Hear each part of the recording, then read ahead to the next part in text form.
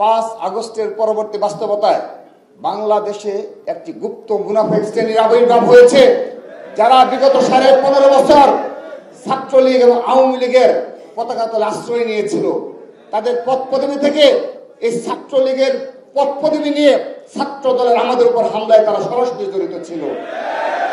আমরা সেগুলো অবগত রয়েছি এবং তারা একটি বৃহত্তর আন্তর্জাতিক ষড়যন্ত্রের অংশ হিসাবে তারা এমন একটি ফেসিবাদ কায়েমের প্রচেষ্টা চালিয়ে যাচ্ছে, বিশেষ করে সোশ্যাল মিডিয়ার মাধ্যমে যে বিভ্রান্তমূলক যে প্রপাগান্ডা 5 আগস্টের পরবর্তী হচ্ছে।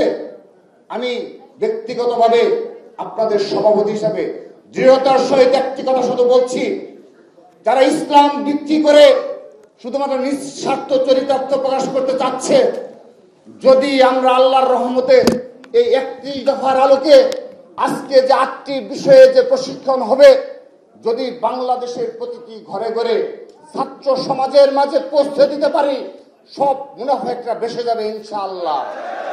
কোনো মুনাফিকি কাজ হবে না, কারণ একমাত্র বিএনপি এবং বিএনপির ভারপ্রাপ্ত চেয়ারম্যান জনাব তারেক রহমান, তার একটি ভিশন রয়েছে, বাংলাদেশকে নিয়ে একটা সুনির্দিষ্ট পরিকল্পনা রয়েছে।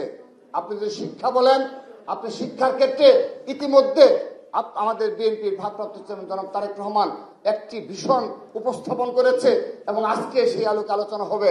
কিন্তু আপনারা লক্ষ্য করে দেখেন, একটি মুনাফিক দল রয়েছে, যারা শুধুমাত্র নিজেদের অল্প কিছু শিক্ষা প্রতিষ্ঠান এবং কোচিং ব্যবসাকে প্রতিষ্ঠিত করার জন্য তারা নিমগ্ন রয়েছে। তারা কখনো ছাত্র সমাজকে সত্যিকার অর্থে পুরো শিক্ষা ব্যবস্থার কি ধরনের উন্নতি প্রয়োজন সেই দিকে তাদের কোনো প্রকার কোনো আগ্রহ এবং সুনির্দিষ্ট কোনো পরিকল্পনা আজ অবধি তারা প্রকাশ করতে পারেনি। কিন্তু কিভাবে তাদের কোচিং ব্যবসাকে প্রতিষ্ঠিত করতে হবে সে বিষয়ে তাদের পূর্ণ মনোযোগ রয়েছে এবং আমরা অভিযোগ করছি, এই কোচিং ব্যবসার মাধ্যমে সাজেশনের মাধ্যমে প্রশ্ন ফাঁস করা হয়। আমরা বিশ্বাস করি এক সময় ইতিহাসে সত্য বেরিয়ে আসবে। প্রিয় উপস্থিতি, স্বাস্থ্য খাত নিয়ে কারো এই বাংলাদেশের কোন দলের সুনির্দিষ্ট কোন পরিকল্পনাকে ভীষণ উপস্থাপন করতে পারেনি, করেছে একমাত্র বিএনপির ভারপ্রাপ্ত চেয়ারম্যান জনাব তারেক রহমান। 31 দফা এবং আজকেও সেই বিষয়ে উপস্থাপন হবে। কিন্তু একটি দল রয়েছে যাদের নিজস্ব অল্প কিছু হাসপাতাল রয়েছে, সেগুলোতে কিভাবে উন্নতি করা যায় শুধুমাত্র সেদিকে মনোযোগ রয়েছে।